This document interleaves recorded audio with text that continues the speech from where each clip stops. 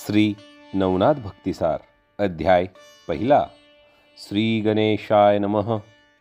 द्वापार युग संपून कलियुगास प्रारंभ झाला होता आणि त्याच वेळी कलियुगात भक्ती महात्म्य वाढविण्याच्या दृष्टीने नेमके काय करावे असे विचार भगवंतांच्या अर्थात द्वारकाधीश श्रीकृष्णांच्या मनात वारंवार येऊ लागले।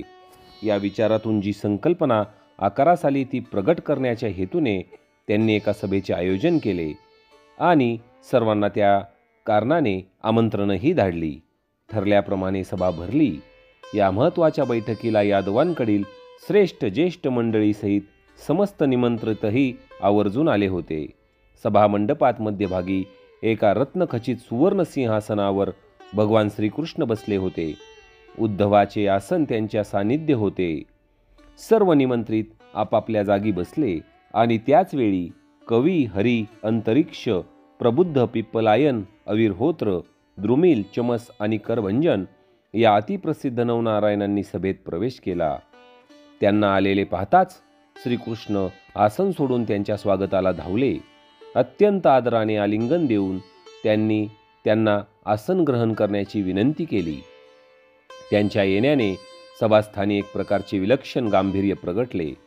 अतिथी पूजनादी प्रारंभिक उपचार झाल्यानंतर त्या नवनारायणांनी श्रीकृष्णांना विचारले, श्रीरंगा, तुमच्या प्रेमळ आदरातिथ्याने आम्ही संतुष्ट झालो आहोत, तरी आम्हाला कोणत्या कार्यासाठी येथे बोलावले आहे ते सांगा।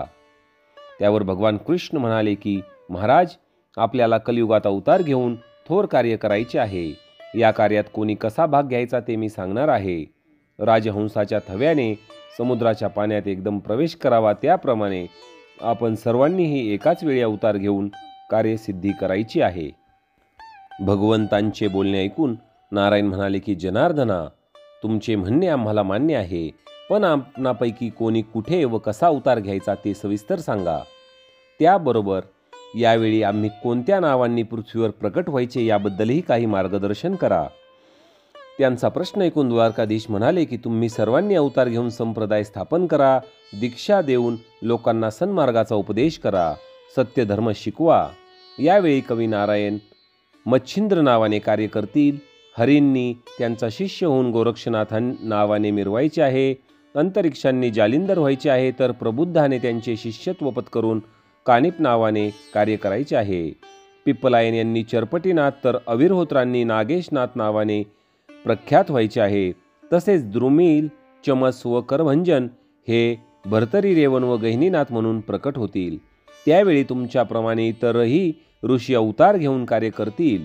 कवी वाल्मिकी तुलसीदास नावाने अवतार घेतील, शुकमुनी महाभक्त कबीर होतील, महामुनी व्यास जयदेव होतील, माझे प्राणप्रिय उद्धव नामदेव होतील। प्राणप्रिय उद्धव म्हणजेच श्रोते हो नवनाथ भक्तांनो, कृष्ण जे आहेत भगवान कृष्ण त्यांचे जे बंधू आहेत त्यांचे नाव उद्धव आहे, ते देखील नामदेव या नावाने अवतार घेणार आहेत। भक्तश्रेष्ठ जांबुवंत नरहरी होतील, बंधू बलराम हे पुंडलिक नावाने प्रसिद्ध होतील, तर कैलासपती शंकर मी स्वतः, ब्रह्मदेव आणि आदिमाया यांनी निवृत्ती ज्ञानदेव सोपानांनी मुक्ताई होऊन कार्य करायचे आहे। यावेळी हनुमंत हे रामदास तर कुब्जा जनाबाई होतील। अशा प्रकारे आपण सर्वांनी अवतार घेऊन भक्ती महात्म्य वाढवायचे आहे। श्रीकृष्णांचे बोलणे सर्वांनी शांतपणे ऐकून घेऊन कार्याला आपली सहमती दर्शवली। यानंतर नारायणांनी विचारले, देवा, तुम्ही तर सर्वज्ञ आहात, तरी आम्ही कोठे आणि कशा प्रकारे प्रकट व्हावे तेवढे सांगा। त्यांच्या प्रश्नाला उत्तर देताना कृष्ण म्हणाले की नारायण हो, पराशर पुत्र व्यास यांनी भविष्य पुराणात याविषयी अगोदरच सांगून ठेवले आहे। फार पूर्वी ब्रह्मदेवाच्या वीर्यापासून 88,000 ऋषी निर्माण झाले। त्या वीर्याचा काही भाग निरनिराळ्या स्थानी पडला, त्यापासून अजूनही जीव उत्पत्ती व्हायची आहे। आता याप्रमाणेच इतरही वीर्य जे ठिकठिकाणी पडले आहे त्याविषयी सांगतो। उपरिचर वसू यानातून गगनमार्गे जात असताना उर्वशीला पाहून त्यांचे वीर्य गळाले। उंचावरून पडलेले ते वीर्य दर्भाच्या झुडपावर आदळून त्याचे 3 भाग झाले। त्यापैकी 2 भाग यमुना प्रवाहातील द्रोणात, तर 1 भाग पाण्यात पडला। पानाच्या द्रोणात जो भाग पडला त्यापासून द्रोणांचा जन्म झाला, पण जो वीर्य भाग पाण्यात पडला तो एका माशाने गिळला असून ते वीर्य त्या माशाच्या उदरात अजूनही सुरक्षित आहे. कवी नारायणांनी त्यात संचार करून मत्स्यीच्या उदरातून जन्म घ्यायचा आहे आणि मच्छिंद्र नावाने पृथ्वीवर प्रकट व्हायचे आहे. भगवान शंकरांनी आपला तिसरा नेत्र उघडून मदनाला भस्म केले. तोच मदन अग्नि उदरात गर्भरूपात स्थित असून अंतरिक्ष नारायणांनी त्याच्या उदरातून जालंधर नावाने जन्म घ्यायचा आहे. कुरुवंशात जन्मेजय नामक राजा होऊन गेला. सर्पसत्रामुळे तो जगात प्रसिद्ध झाला. त्याच्याच वंशातील बृहद्रथ नावाचा राजा भूमीवर यज्ञाचे आयोजन करेल तेव्हा त्या यज्ञकुंडात अग्नी हा गर्भ टाकेल. त्यावेळी अंतरिक्ष मुनींनी जालिंदर नावाने प्रकट व्हावे. ब्रह्मदेवाच्या वीर्याचा काही भाग नर्मदेच्या काठावरील वाळूत अजूनही पडूनच आहे. चमस नारायणांनी त्यात संचार करून रेवनसिद्ध नावाने प्रकट व्हायचे आहे. ब्रह्मदेवाच्या वीर्यापैकी काही भाग एका सर्पिणीच्या मस्तकावर पडला होता. भक्ष्य समजून तो तिने गिळून टाकला. जन्मेजयाच्या सर्पसत्रात ब्राह्मण सर्पांची आहुती देत असताना आस्तिक मुनींनी तिच्या उदरात ब्रह्मबीज असल्याने जाणून तिला एका वटवृक्षाच्या ढोलीत लपवून ठेवले. 9 महिन्यांनी ढोलीत एक अंडे टाकून ती निघून गेली. अविर्होत्र नारायणांनी त्यात संचार करून वटसिद्ध नागनाथ नावाने प्रकट व्हावे. सूर्यवीर्य प्राप्त व्हावे म्हणून मच्छिंद्रनाथ मंत्रोक्त भस्म देईल. ते किरड्यावर पडेल त्यात सूर्य आपले वीर्य सांडेल. हरिनारायणांनी त्यात संचार करून गोरक्ष नावाने प्रकट व्हावे. पार्वती विवाह प्रसंगी सर्व देव दक्षांच्या घरी जमले असता त्या लावण्यवतीला पाहून ब्रह्मदेवांचे वीर्य गळाले. त्यावेळी लज्जित झालेल्या ब्रह्मदेवांनी ते वीर्य पायाने रगडून टाकले. त्यापासून 60,000 बालखिल्य ऋषी निर्माण झाले. त्या वीर्यापैकी काही वीर्यभाग केराबरोबर भगीरथीच्या पाण्यात पडला व तेथून वाहत वाहत एका दर्भाच्या बेटात जाऊन पडला. पिप्पलायन नारायणांनी तेथे संचार करून चरपटी नावाने प्रख्यात व्हावे. सूर्य आकाशातून गमन करत असताना एकाएकी त्यांचे वीर्य पडले. वेगाने महीवर येताना त्याचे 2 भाग झाले. त्यापैकी एक भाग जो घटात पडला होता त्यापासून अगस्तींचा जन्म झाला आणि दुसरा भाग जो कैलिक ऋषींच्या अंगणातील भिक्षपात्रात पडला तो कैलिकांनी पात्रासहित जसाच्या तसा जपून ठेवला आहे. द्रुमिल नारायणांनी त्यात संचार करून भर्तरी नावाने प्रकट व्हावे. सरस्वतीला पाहून ब्रह्मदेवांचे वीर्य स्खलित झाले. ते वीर्य हिमालयातील अरण्यात पडले. त्यापैकी काही भाग हा हत्तीच्या कानात तर काही भाग भूमीवर पडला. भूमीवरील वीर्यावर वाघाचे पाऊल पडल्यामुळे त्याच्या पायातील भेगेत गेले. त्यापासून अत्रींचा जन्म झाला. पण गजकर्णात जो भाग पडला तो अजूनही सुरक्षित आहे. तेव्हा प्रबुद्ध नारायणांनी त्यात संचार करून कानिपनाथ नावाने प्रकट व्हावे. गोरक्षनाथ चिखलाचा पुतळा करतील आणि त्यानंतर मंत्रशक्तीने विष्णू वीर्यास आवाहन करतील. त्यावेळी करभजन नारायणांनी त्यात संचार करून गहिनीनाथ नावाने प्रकट व्हावे. अशा प्रकारे नवनारायण हे कवी मच्छिंद्र, हरी हे गोरक्ष, अंतरिक्ष हे जालिंदर, प्रबुद्ध हे कानिपनाथ, पिप्पलायन यांनी चरपटीनाथ, अविर्होत्र यांनी नागनाथ, द्रुमिल यांनी भर्तरीनाथ, चमस यांनी रेवणनाथ, करभजन यांनी गहिनीनाथ या नावांनी नवनाथ म्हणून प्रगट व्हावे. याप्रमाणे समस्त बारकाव्यांसह खुलासेवार सांगून श्रीकृष्णांनी नवनारायणांना संतुष्ट केले. त्यानंतर लक्ष्मीपतीस नमस्कार करून ते सर्वही तेथून निघून मंदराचलावर गेले आणि शुक्राचार्यांच्या समाधीजवळ समाधीस्थ होऊन राहिले. पुढे पूर्वीच ठरल्याप्रमाणे ते सर्वजण शुकाचार्यांसह कार्यास्तव प्रकट झाले. त्यांची चरित्रलीला श्रोतेहो या आपण नवनाथ संपूर्ण 40 अध्यायांच्या ग्रंथात पाहणार आहोत. तर सर्व नवनाथ भक्तांना माझा प्रणाम. आपण जे नवनाथ भक्तिसार अध्यायांचे वाचन चालू केले आहे. आता आपल्याला माहिती आहे लवकरच श्रावण महिना येत आहे आणि त्या निमित्ताने देखील आपले ओव्यांचे वाचन आपल्या चॅनलवर येणार आहे. त्याआधी अगदी तुम्हाला मराठीमध्ये सोप्या भाषेत नवनाथ ग्रंथ सविस्तर आपल्याला समजावा, आपल्या मनामध्ये कोणतेही प्रश्न असतील तर त्याच्या प्रश्नांची उत्तरे मिळावीत या निमित्तानेच या संपूर्ण नवनाथ भक्तिसार ग्रंथाचे आपण वाचन चालू केलेले आहे. जर काही प्रश्न असतील तर कमेंट्समध्ये मला नक्की विचारा. आपण अजून आपलं जो व्हिडिओ आहे तो थोडासा मोठा आहे कारण अगदी सविस्तररित्या आपल्या या नवनाथ ग्रंथाच्या अध्यायांचे आपण वाचन करणार आहोत. व्हिडिओला शेवटपर्यंत पहा जेणेकरून आपल्याला सर्व माहिती मिळेल. नवनाथ भक्तांना छोटीशी विनंती आहे की कमेंट्समध्ये अलख निरंजन आदेश लिहायला विसरू नका आणि कमीत कमी 2-3 जणांना हा व्हिडिओ व्हॉट्सअप ग्रुपवर शेअर करा जेणेकरून ते देखील आपल्या मित्रपरिवाराला, नातलगांना हे व्हिडिओ पाहून शेअर करतील आणि सर्वांना या नवनाथ ग्रंथाची माहिती मिळेल. तर यामधला जो पहिल्या अध्यायातला दुसरा भाग आहे, भगवान शंकरांकडून पार्वतीला उपदेश, तो आता आपण पाहूयात. बालरवीचे शीतल शांत आरक्त किरण समस्त जगतावर आपला प्रभाव प्रस्थापित करू लागले. तशी चराचर सृष्टीत नवी उमेद संचरली. रात्रीच्या विश्रांतीने सुखावलेले प्राणी मात्र दिवसाच्या स्वागताला सज्ज होऊ लागले. पक्षीगणांचे मधुर कुंजन, खळखळ आवाज करीत वाहणारे निर्झर मंद कुंद वारा, वृक्षलतांवर लगडलेली नानाविध प्रकारची फुले मनाला जणू प्रसन्नताच बहाल करत होती. कैलासांच्या हिमाच्छदित कडा सुवर्णदीप्ती धारण केल्याप्रमाणे चमचमत होत्या. ते दृश्य पाहून नुकत्याच ध्यानातून उठलेल्या भगवान शंकरांना खूपच आल्हाददायक वाटले. जगन्माता पार्वतीने त्यांची पूजा केली. आज भगवानांच्या मनातील प्रसन्नता त्यांच्या वदनावर विशेषत्वाने प्रतीत होत होती आणि ते पाहून पार्वतीला त्यांच्या मनात ज्या विचारांनी आवर्तने उठत होती ते विचार पुन्हा एकदा आपल्या पतीस सांगावेत असे वारंवार वाटू लागले. वास्तविक याबद्दल त्यांनी पूर्वीही अनेकदा विचारून पाहिले होते, पण भगवान शंकरांनी त्यांना दाद लागू दिली नव्हती. पण आज मात्र त्यांना राहावेना. त्या योग्य वेळेची प्रतीक्षा करू लागल्या. पूजेनंतर उपस्थित गणांनी आपल्या स्वामींना नमस्कार केला आणि जो तो आपापल्या कार्यासाठी निघून गेला. नंदी मात्र जवळच उभे होते.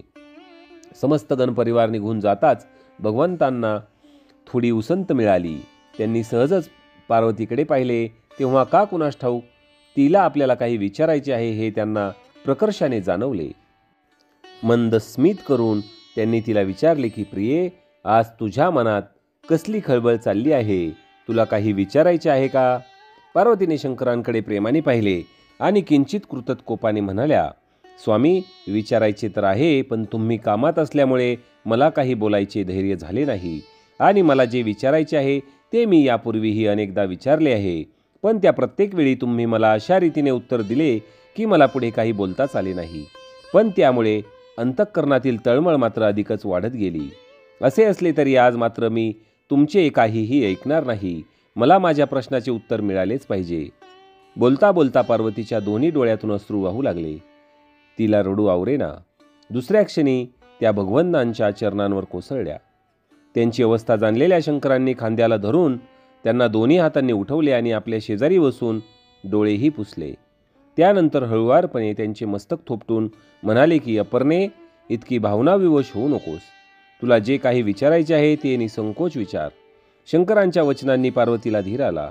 स्वतःला सावरून शांतपणे हात जोडून त्या म्हणाल्या, स्वामी, आपण नित्यनियमाने ज्या पवित्र मंत्राचा जप करता त्या मंत्राचा मलाही उपदेश करून माझ्यावर अनुग्रह करावा असे फार दिवसांपासून माझ्या मनात आहे. आज अगदी राहावे ना म्हणून रडू आले. त्यांचे म्हणणे ऐकून शंकरांनी मंद स्मित केले आणि त्यांचे मस्तक कुरवाळत म्हणाले की, अगं, भूक लागल्याशिवाय अन्नाचे महत्त्व आणि त्याची गोडी या दोन्ही गोष्टी कळत नाहीत. उपदेशाचेही तसेच आहे.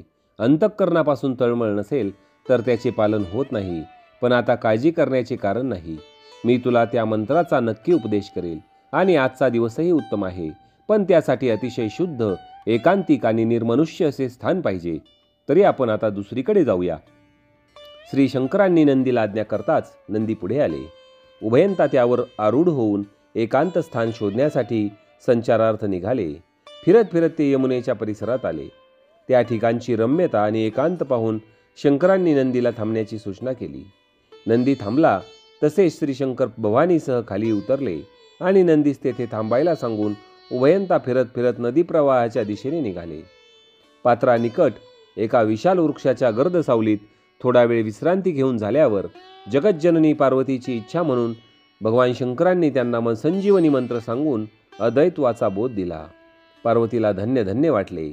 तिच्या अंतःकरणातील खळबळ नष्ट होऊन त्या स्थानी अपार शांतीने प्रवेश केला. ती निज सुखात नाहून निघाली. कृतार्थतेने तिच्या डोळ्यातून आनंदाश्रू वाहू लागले. त्यांनी अत्यंत नम्रतेने भगवानांना नमस्कार केला. थोडा वेळ गेल्यावर त्या भावावस्थेतून भानावर आल्या. तेव्हा त्यांनी शंकरांनी तिला विचारले की, प्रिये, आता मी तुला जो उपदेश केला त्याचे निजसार काय आहे? तुला कोणता बोध झाला त्याविषयी मी तुझ्या मुखानेच ऐकू इच्छितो. त्या समयी पार्वती काही सांगणार तोच यमुनेच्या संत वाहणाऱ्या जलप्रवाहातून आवाज आला, आता मी तू पण असे द्वैत राहिलेच नाही. या डोळ्यांनी जे काही दिसते व इंद्रियांनी जे काही अनुभवले जाते ते सतत बदलणारे आहे, चंचल आहे. ही सृष्टी, तिच्यात सामावलेल्या समस्त सजीव निर्जीव वस्तू, त्यांचे रंगरूप आणि हालचालींनी युक्त असे अस्तित्व केवळ भ्रम असून सर्वत्र अखंड कैरस आणि सनातन असे परब्रह्मच प्रत्ययास येत आहे. सोन्याचे अलंकार आकाराने वेगळे भासत असले तरी त्या अलंकारांच्या ठायी असलेले सोने जसे एकच असते, तद्वत या समस्त चराचरात सूक्ष्म जीवकोटीपासून जे प्रत्यक्षात ब्रह्मदेवांपर्यंत सर्वत्र पृथक भाव प्रत्ययास येत असला तरी त्या सर्वांच्या ठायी एकमेव अद्वितीय असे ब्रह्मतत्वच विराजमान आहे. यमुना जलातून तरंग लहरींप्रमाणे अगदी अवचित प्रकट झालेली ती दिव्यवाणी कानी पडताच उभयंतांना परमाश्चर्य वाटले. पार्वतीला हा काय प्रकार आहे ते समजेना. जिज्ञासापूर्तीसाठी त्यांनी भगवान शंकरांना याबाबत विचारले तेव्हा त्यांनी तिला इशाऱ्यानेच थोडे थांबवायला सांगून अंतर्दृष्टीने अवलोकन केले. सत्य प्रकार काय आहे हे लक्षात यायला त्यांना वेळ लागला नाही. भवानीच्या खांद्यावर हात ठेवून ते शांतपणे तिला म्हणाले की काही काळापूर्वी उपरीचर नावांचे एक वसू विमानातून आकाशमार्गाने जात असताना अगदी अचानक उर्वशी नामक देवांगना त्यांच्या दृष्टीला पडली. त्या महान सौंदर्यवती अप्सरेला पाहून त्यांच्या मनात तिच्याशी रतिक्रीडा करण्याची दुर्दम्य इच्छा प्रकट झाली. कामवासनेने प्रेरित झालेले ते दोघींनी डोळ्यांनी तिचे सौंदर्यपान करीत असताना ती अप्सरा पाहता पाहता दिसेनाशी झाली. कामपीडित उपरीचर तिच्या विरहाने अत्यंत व्यथित झाले. काय करावे हे त्यांना सुचेना आणि त्याच वेळी त्यांचे वीर्य स्खलित झाले. ते वीर्य यमुनेच्या पात्रात पडले. पात्रात मुक्तपणे विहार करणाऱ्या एका माशाने भक्ष्य समजून ते गिळून टाकले. वीर्य प्रभावाने ती मत्सी गर्भवती राहिली असून 9 नारायणांपैकी कवी नामक नारायणांनी त्यात संचार केलेला असून त्यांच्या जन्मास अजून अवकाश आहे. आज मी तुला जो उपदेश केला तो योगायोगाने त्या गर्भस्थ नारायणांनीही ऐकला. त्यामुळे त्यांना शुद्ध ज्ञान प्राप्त झाले आणि त्या क्षणी त्यांच्या द्वैत भावाचे निरसन होऊन ते ब्रह्मरूप झाले. आताच आपण जे काही ऐकले ते या नारायणमुखीचेच शब्द आहेत. भवानीस कवी नारायणांच्या आगामी जन्माबद्दल सांगून झाल्यावर भगवान रुद्र मत्स्येच्या उदरातील नारायणांना उद्देशून म्हणाले, हे कवी, आज या यमुना तटावर मी अर्पणेस जो दिव्य उपदेश केला तो तुमच्या परमभाग्याने तुम्हालाही प्राप्त झाला. हा अपूर्व योग आहे, यात शंका नाही.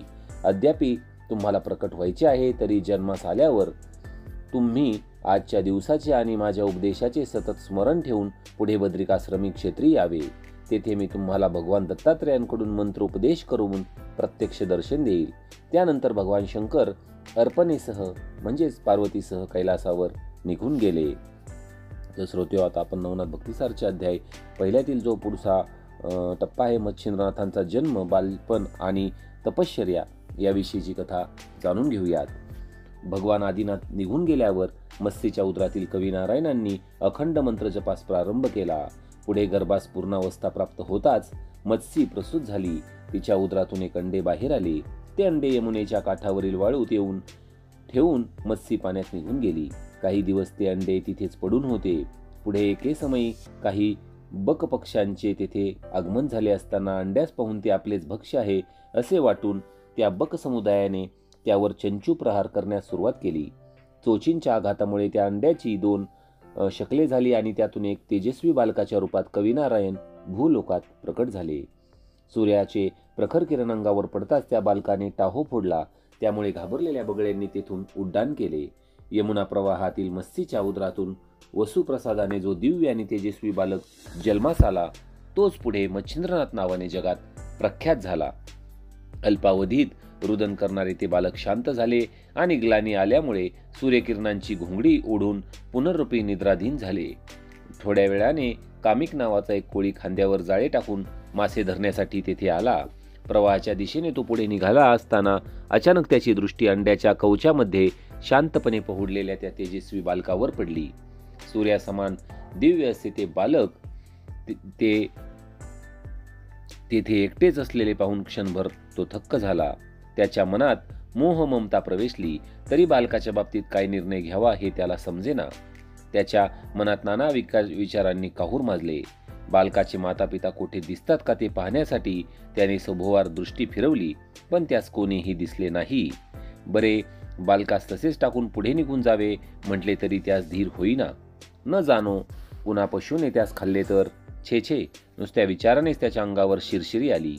शेवटी ईश्वरी लीला अगम्य असते हेच खरं. कामिकाच्या मनातील दयाभावाने उचल खाल्ली. त्याने त्या बालकास आपल्या घरी नेण्याचे ठरवले. पण ते बालक कोणाचे कोण, या निर्जळ स्थळी कसे आले, आदी प्रश्नांची उकल झाल्याशिवाय त्या शिशूला कसे घेऊन जावे, या विचारांनी तो किंचित थबकला. शंकेने त्याच्या मनाची द्विधावस्था झाली. तेव्हा तो काय करावे या विवंचनेत असताना एकाएकी आकाशातून शब्द उमटले. हे कामिका, काळजी करू नको. त्याचबरोबर शंकाही घेऊ नको. अरे, हा दिव्य बालक म्हणजे माशाच्या उदरातून जन्मास आलेला कवी नावाचा नारायण आहे. मत्स्य उदरातून प्रगट झाला म्हणून तो मच्छिंद्र नावाने प्रख्यात होईल. दीनपतितांचा उद्धार करण्यासाठीच याने जन्म घेतला असून तूच त्याचा सांभाळ करावा असा ईश्वरी संकेत आहे. तुझ्या परमभाग्याने ही संधी तुला प्राप्त झाली असून आता तू निशंक मनाने याला घरी घेऊन जा.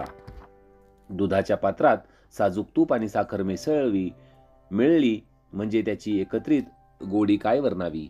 कित्येक दिवसांचा उपवास घडलेल्या राजहंसाला मोत्यांनी भरलेले गजगंड स्थळ प्राप्त व्हावे वा वंशखंडनाच्या चिंतेने ग्रासलेल्या मनुष्यास अचानक पुत्र लाभ व्हावा वा रोगाच्या आक्रमणाने जर्जर होऊन मृत्यूपंथास लागलेल्या रुग्णा हाती अमृतपत्र पडावे वा दुष्काळात अन्नाला दशा होऊन शीते वेचून खाणाऱ्यास दैववश पंचपक्वानाचे ताट मिळावे वा दारिद्र्य भोगण्याने कवडीसाठी जीव टाकणाऱ्या कृपणास अकस्मात द्रव्य घट सापडावा आणि एका क्षणार्धात पूर्वावस्था बदलून दैन्य अंधार चिंतेची जागा विपुलता प्रकाश आणि समाधानाने घ्यावी. जीवन आनंदाने उजळून जावे. अगदी त्याप्रमाणे त्या दिव्य आकाशवाणीच्या अमृत शब्दांनी आपले कार्य केले. बालकाविषयी कामिकाच्या मनात वात्सल्य तर निर्माण झालेच होते, पण आता तर त्याच्या मनातील उरली सुरली शंकारूप जळमटे ही पार निघून गेली. त्यांच्या हृदयात प्रेम, संतोष आणि आल्हाद प्रगटला. ईश्वरी कृपेच्या अनुभूतीने त्यांच्या डोळ्यात कृतज्ञतेचे अश्रू तरळले आणि दुसऱ्या क्षणी स्नेहाने सद्गतीत होऊन आपल्या थरथरणाऱ्या हातांनी त्यांनी मच्छिंद्रनाथांना उचलले आणि छातीशी कवटाळून त्यांचे मटामट मुके घेतले. त्यानंतर यमुनेच्या पाण्याने अगदी अलगदपणे त्यास न्हाऊ घालून कामिकाने तो ईश्वरी ठेवा आपल्या घरी नेला. घरी पोहोचताच कामिकाने ते बाळ आपल्या पत्नीच्या शारदवतेच्या स्वाधीन केले आणि यमुनेच्या काठी घडलेला सर्व प्रकार तिला सांगून म्हणाले की, प्रिये, ईश्वरी करणी अगम्य आहे हेच खरे. तो कोणाकडून काय कार्य करून घेईल याबद्दल ठामपणे काही सांगता येत नाही. आता हेच पाहना, आपण गरीब किरात असूनही या दिव्य अवतारी बालकास वाढवण्याची, त्याचे पालन पोषण करण्याची महत्वाची जबाबदारी त्यांनी आपल्यावर सोपवली आहे. या बाळाच्या योगाने आपल्याला ईश्वराचा प्रसादच प्राप्त झाला असून आज आपण धन्य झालो, कृतार्थ झालो. कांते, आपण हलक्या यातीचे या दिव्य बालकाचे सोपस्कार कसे करायचे अशा विचारांनी मन व्यथित होऊ देऊ नको. आपल्या कुळास धन्य करणाऱ्या या बालकास तू आपला पुत्र मान. अगं, कुंतीचा सूर्यदत्त पुत्र जो कर्ण, तो नाही का अधिरथाच्या घरी वाढला आणि किरात सदनी वाढूनही त्याने नाही का सत्कीर्ती मिळवली. आपला मच्छिंद्रनाथही अजरामर कीर्तीची पताका फडकवेल यात शंका नाही. याच्या योगे आपला भाग्योदय तर होईलच, पण अनेक जीवांचाही उद्धार हा करेल. प्रिये, अगं, जगावर कृपा करण्यासाठी हा दिव्य जीव भूतलावावर प्रकटला आहे.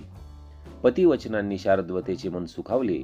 घरी आलेल्या बालकाला पाहून तिच्याही मनात प्रेम वात्सल्य निर्माण झाले आणि चंद्रदर्शनाने सोमकांत मन्यास पाझर फुटावा तद्वत तिलाही प्रेम पाना फुटला. मातृसुलभ वात्सल्याने तिने त्या बालकाला उराशी कवटाळले आणि दुसऱ्या क्षणी छातीशी घेऊन त्याला स्तनपान करू लागली. मातृहृदयातील दुग्धरूप अमृताचे यथेच्छ पान करून मच्छिंद्रनाथ तृप्त झाले. त्यांच्या चेहऱ्यावर समाधान तरळले आणि ते खुदकन हसले. त्यांच्या मोहक हास्य त्यांचे पाहून शारदवता तर पार विरघळून गेली. तिने त्यास पुन्हा आलिंगन दिले आणि हळूवारपणे त्याच्या डोक्यावरून चेहऱ्यावरून आपला हात फिरवून एक हलकेसे चुंबनही घेतले. कामिक कौतुकाने तिच्याकडे पाहत होता. मच्छिंद्राचे लाड करून झाल्यावर तिने कामिकास वैद्याकडे जाऊन बाळगुटी आदी वस्तू आणायला सांगितले. त्यानंतर ऊन पाण्याने बालकास नाहू माखू घालून उबदार वस्त्रात घट्ट गुंडाळून पाळण्यात झोपून निजवले. शारदवतेला स्वतःचे अपत्य नव्हते, त्यामुळे मच्छिंद्राच्या आगमनाने ती उणीव भरून निघाली. तिच्या मनात पुत्रवात्सल्याचा उगम झाला आणि पर्जन्यवृष्टीने कल्पवल्ली पालवीने युक्त होऊन अधिकच शोभायमान व्हावी, तसेच काहीसे तिच्या बाबतीत घडले. कामिकाचे घर आनंदाने मोहरून उठले. दिवसामागून दिवस जात होते. शुक्ल पक्षातील इंदूप्रमाणे मच्छिंद्र लहानाचे मोठे होत होते. कामिक आणि शार्दूलता मोठ्या हौसेने त्याचे लालन पालन करत होते. त्याच्या बाळलीला पाहून उभयंता पती पत्नीला कोण आनंद होत असे. ती दोघेही त्याची अपार काळजी घेत आणि त्यांना क्षणभरही दृष्टीआड होऊ देत नसत. होता होता मच्छिंद्रनाथ 5 वर्षांचे झाले. एके दिवशी नदीवर जाताना कामिकाने लहानग्या मच्छिंद्रासही आपल्या समवेत घेतले. यमुना तीरावर येताच त्यांनी मच्छिंद्रनाथांना काठावर थांबवले आणि मी जसे मासे काठावर टाकील ते टोपलीत भरून ठेव असे सांगून ते तडक पाण्यात शिरले. जाळ्यात पकडलेले मासे ते काठावर आणून टाकत होते. होता होता काठावर माशांचा ढीग झाला. ते पाहून कामिक त्यास म्हणाला, अरे असा पाहत काय राहिलास, भर ते मासे टोपलीत. पण पित्याच्या वचनांचा मच्छिंद्रनाथांवर कसलाच परिणाम झाला नाही. शांतपणे उभा राहून ते तडफडणाऱ्या माशांचे जीवन मरणाचा खेळ पाहत होते. त्या जलजीवांचा तो मूक आकांत पाहून त्यांचे हृदय पिळवटून गेले. त्याखेरीज त्यांचा जन्मच मुळी मत्स्यीपासून झाला असल्याने आज आपल्या पित्याने आपल्या मातृकुळाचा जणू संहारच मांडला आहे असे त्यांना वाटले. व्यथेने त्यांच्या डोळ्यातून अश्रुधारा वाहू लागल्या. डोके तापले. आपल्या डोळ्या देखत आपल्या मातृकुळाचा नाश होऊ देणे त्यांना योग्य वाटेना. त्यांची उपकार वृत्ती जागृत झाली आणि जन्मेजयाच्या सर्पसत्रात अस्तिकाने जसे आपले मातृकुळ वाचवले, तसा मच्छिंद्रनाथांनीही आपले मातृकुळ वाचविण्यास सज्ज झाले. दुसऱ्या क्षणी आपले वडील काय म्हणतील याचा कसलाच विचार न करता त्यांनी काठावर तडफडणाऱ्या माशांना यमुना नदीत सोडण्यास सुरुवात केली. त्यांचे ते कृत्य पाहून मेघमंडळात वीज चमकावी तसा कामिकाच्या मनात क्रोधाग्नी भडकला. तावातावाने काठावर येऊन त्यांनी मच्छिंद्रनाथांच्या कानशिलात मारली आणि संतापाने म्हणाले की, अरे मूर्ख कार्ट्या, हे मासे काय सहज मिळतात? तुमच्या पोटात अन्न घालण्यासाठी मला किती कष्ट उपसावे लागतात ते स्वतःच्या डोळ्यांनी पाहतोस ना. मग ही भिकेला लावणारी भूतदया कशाला? यांना जीवदान देऊन तुला परोपकाराचे पुण्य मिळेल, पण मग भूक लागल्यावर पोटात काय घालशील? पोरट्या, मला तुझे लक्षण काही ठीक दिसत नाही. तुझ्या हातात पुढे भिकेची करंटीच येईल असे मला वाटते. पित्याच्या मारण्याने वा दमदाटीने मच्छिंद्रनाथ रागावलाही नाही आणि घाबरलाही नाही, पण या घटनेने त्यांच्या बालमनावर विलक्षण परिणाम मात्र केला आणि पित्याच्या बोलण्यातून असं दुसरंच जीवित हरण करून उदरभक्षण करण्यापेक्षा पवित्र व दोषरहित अन्न भिक्षान्न खाऊन राहिलेलं बरं, असा स्वतःलाच उपदेश करून आपल्या पाण्यात शिरलेल्या धर्मपित्याची नजर चुकवून ते दिव्य जीव, तो अनाथनाथ बालमच्छिंद्र पृथ्वी भ्रमणार्थ निघून गेला. तपश्चर्येसाठी योग्य स्थानाचा शोध घेत पदभ्रमण करत मच्छिंद्र उत्तरेस बद्रिकाश्रमास आला. तेथील रम्य आणि पवित्र परिसरात त्यांच्या मनाला थोर दिलासा मिळाला. शांत शांत वाटले. तेव्हा हीच आपली तपोभूमी असे निश्चित करून त्यांनी त्याच ठिकाणी वास्तव्य करून 12 वर्ष थोर योगाचरण केले. या कालखंडात लोहकंटकावर उभे राहून त्यांनी तीव्र तपश्चर्या आरंभ केली. वायूवर आहार भागवला. सूर्याकडे दृष्टी लावून मुखावटे सातत्याने केवळ श्रीकृष्णांचे नाम घेत राहिले. काया वाचा मने एका ईश्वर प्राप्तीशिवाय त्या सन्मुख अन्य कोणतेच ध्येय नव्हते. या अवधीत त्यांना होणाऱ्या देहक्लेशांचीही त्यांनी पर्वा केली नाही. त्यांच्या अंगावरील मांसाचा क्षय होऊन देह अस्थिपंजर व काष्टवत झाला. शिरा स्पष्ट दिसू लागल्या. डोळे खोल गेले आणि निस्तेज झाले.